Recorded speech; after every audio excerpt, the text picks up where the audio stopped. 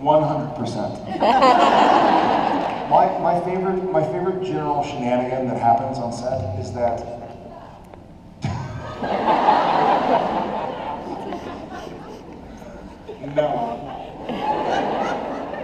No, I said general. You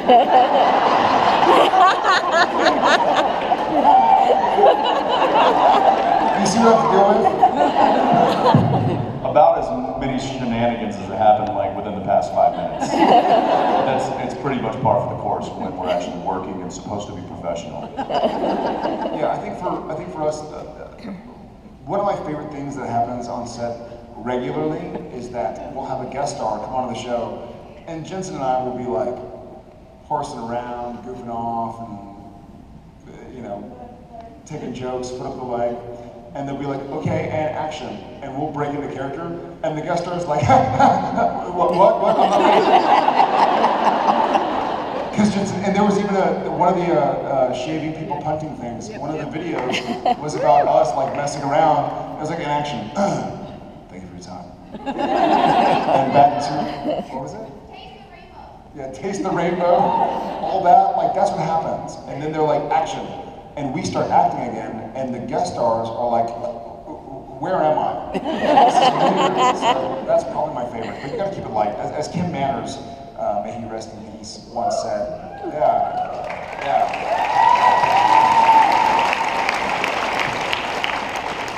He said, this is his words, he said, I spend more time with you than I do my wife, my kids, my dogs, my home. So if we're not having a good time, why are we doing this? Thank you. I will also add that we never miss an opportunity to have said shenanigans. We could be in the middle of a very intense scene, and if an opportunity presents itself to make a joke, normally professionals resist the urge to break character and make a joke in the middle of a scene while the cameras are rolling and other actors are intense and the scene is intense. We will rarely ever miss the opportunity. We will blow the take purposefully to make the joke and then go again. Don't waste that opportunity. No, at this point, Jeez. which just really throws guest stars off. My favorite response from one guest star, she just like, after about 3 or 4 takes of him and I just like, and then the crews, they now don't waste opportunities to like, I'm sitting there with like EMF and I'm going through this locker room and it's like really intense and the music's really intense and there's a camera like kind of following me and then the camera stops and I walk into the shower room of this locker room where I'm looking for ghosts, and the B camera was sitting there waiting for me to turn in, and it was going to film me doing this, and then I turn around and I'm out and I'm back on the A camera. Well, the entire B camera team had taken all of their clothes off.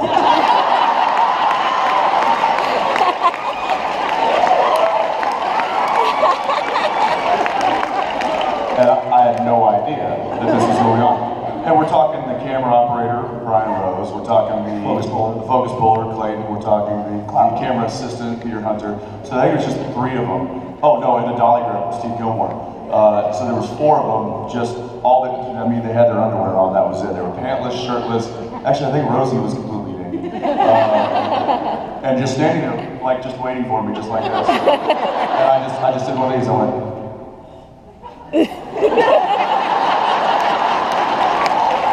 and they used that tape.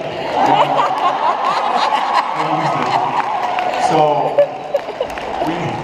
there's very rarely wasted opportunities to just act like idiots, and we relish that. And if you can imagine like a diving board at a swimming pool, if you can imagine standing on the very edge of the diving board, holding an egg and a spoon.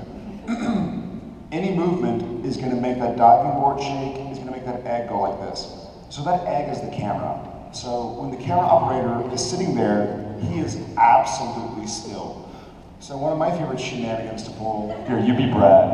Okay. Or no, I'll be Brad, and you be you. So I'm Brad. His camera operator. And his eyes. I've got a handheld on my shoulder, and he's rock solid. He's a fantastic camera operator. Amazing. One of the best. And don't tell him I said that. But you know, he'll be doing like say my coverage, so I'll be on camera, and Jared will be just off camera. I'll be Sam, and I'll be like, hey Dean, you know, I think we should check this out. And I start to walk away, and then I stop, and so now Jensen's the only one on camera, and as Jensen's saying his lines, I'm doing this.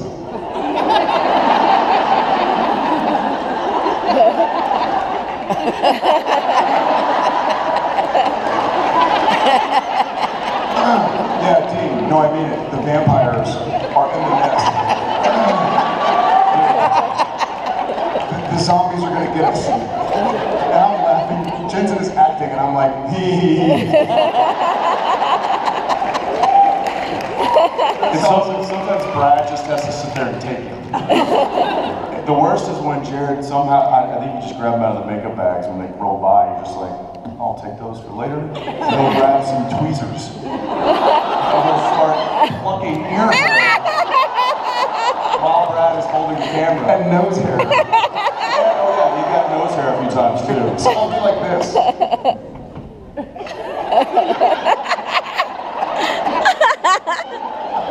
And he's trying to stay so still, because if he laughs, then the camera goes like this. And the director and the DP are in the tent, like not seeing all the stuff that's going, they're just watching the image and they'll be like, what the hell is he doing? I said, Brad, why are you shaking? Cut! But what's funny is Brad never sells Jared out. He's like, I'm sorry, I could use another one. He said, I'm crying with laughter. Yeah, it's the gag reel to almost any season, especially the later seasons, could probably be 3 to 4 hours long. Like,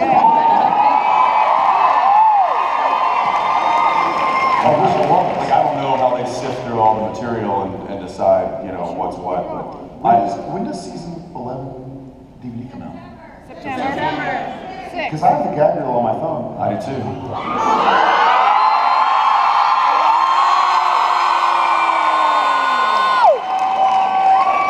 There are people who have questions. There are people who have questions. Yeah, that's right. Seriously, if you want to play that gag reel, I can wait.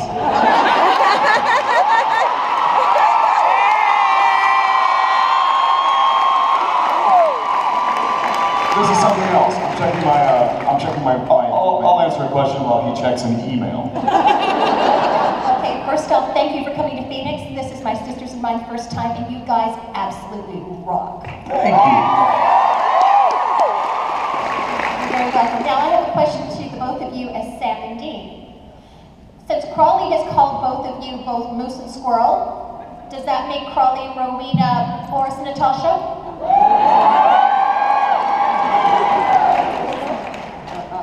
And are you going to tell me yes. that? Well, it does beg the question of what does that make Castiel? I figured it either makes him a fearless leader if he had Lucifer in him, or he was Dudley Do-Right. Your choice.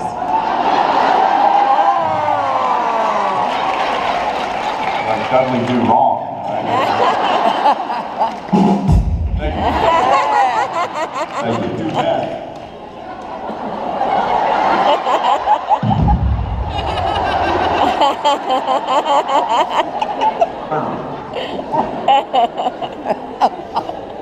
Yeah, sometimes they win and sometimes they don't. Because sometimes you eat the bar and sometimes the bar eats you. I don't know. I don't come up with these dumb nicknames. These spirit animals. However, I did see a guy today wearing a t-shirt that said, Jensen Ackles is my spirit animal. Is that you? Yeah, buddy. Right there.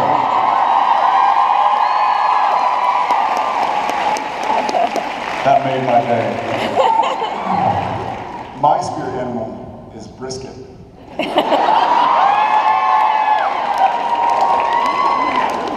You know what I'm talking about. I know you know. You almost fell out of your chair. Brisket! It's not an animal. Can't take Well, it used to be. People want to get technical about it. Thank you. Thanks. You're very welcome. Okay. Hi, how are you? Good, how are you? Good, how are you? We've covered How are that. you? You want to know how I am? I'm good, how are you? I love you guys so much. I'm a little bit random. This is my first convention, but I was wondering if you had any tips on auditioning and maybe how to get past maybe not making the role. I told this story earlier in my, I was going to say my private, but.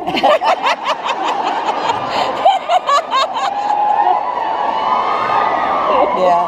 Did you flush when you were done? I also walked in, it was maybe 10:30 a.m., and I walked in with a beer because I thought it was a Diet Coke when I grabbed it.